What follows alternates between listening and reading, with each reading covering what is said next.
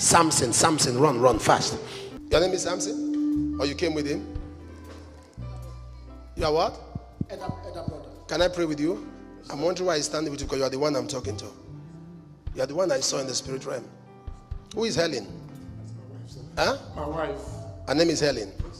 Test me. That's right.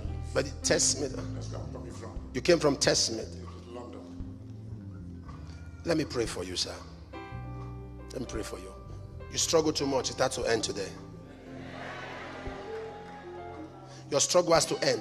Your struggle. What I see in the spirit realm is a lot of struggle. You've been struggling. In fact, your being in this nation was not planned. You wasn't. Look at this. Let me tell you why you came. You didn't plan. Look at this. You just said, let me visit and see. You got there. Somebody said, no, don't go back. Let's work out something here. And that instruction and that counsel from that person was God speaking through that person. Because there are a lot of things that has happened. If you look at your life, a lot of things have happened, and the Lord is saying, no, it's time for you to recover all. Because I saw 1, 2, 3. I saw 1, 2, 3. I have 3 children. And God is saying, I want to pray for divine. Who is Chris? That's my last one. There is going to be a release. Between now and the month of July, things are going to start unfolding. A prophecy for one is a prophecy for all.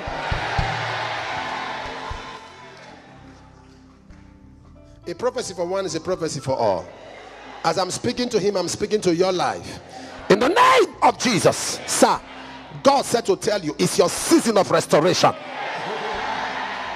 Wherever you are, begin to take restoration now.